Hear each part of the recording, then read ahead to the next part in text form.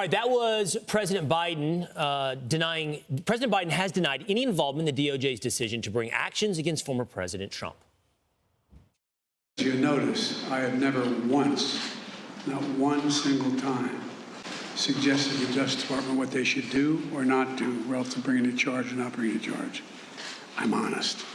However, a new report reveals members of the White House staff met with a top aide to special counsel Jack Smith just weeks before the Trump indictment. Here to react is former Assistant Treasury and host of the Monica Crowley Podcast, Monica Crowley. Monica, great to see you. What do you make of this visit that's been revealed because of White House logs? Could they have been, talking about the weather, or might it have been something more substantive? Well, good morning, guys. It's great to see you. Maybe it's sort of like Mrs. Clinton talking about the 30,000 emails on her private server when she said she was just talking about her daughter's wedding, right?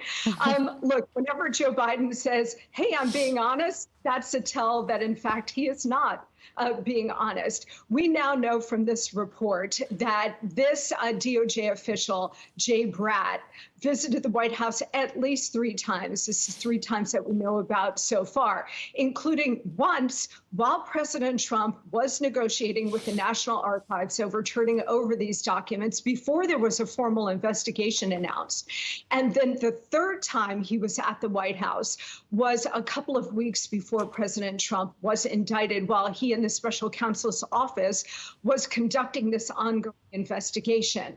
So it certainly appears that the DOJ, that this DOJ individual, that Jack Smith's office was coordinating at the highest levels of the Biden White House to indict Biden's chief political rival. I mean, this is off the charts corruption on top of all the other off the charts corruption that we know about involving potential bribery and other things. Monica, we have a graphic up on the screen as you're talking, and it shows the timeline of Bratt's visits to the White House throughout time. I think it's important to focus on, really honestly, the last 1 or 2 of those, of when he joined the special counsel team and when he attended a meeting with part of the White House, which is March 31st, right before, a month or 2 before the indictment from Jack Smith.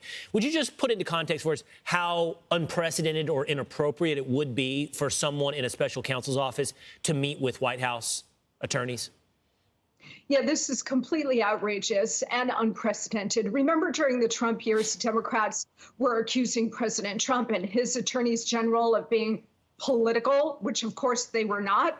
They're always masters of projection. They always accuse our side of what they themselves are guilty of. This is crossing a line on top of crossing a line here of what is legally and ethically appropriate. Remember now, President Trump is the leading presidential candidate for 2024, Joe Biden's chief political rival, and they're weaponized, and they have been for a long time, but certainly in this case, they've weaponized the DOJ to go after that chief political rival. Also, guys, keep in mind that this DOJ official, Jay Bratt, he's the one who insisted on the search warrant and the FBI SWAT team raid of Mar-a-Lago in the documents case.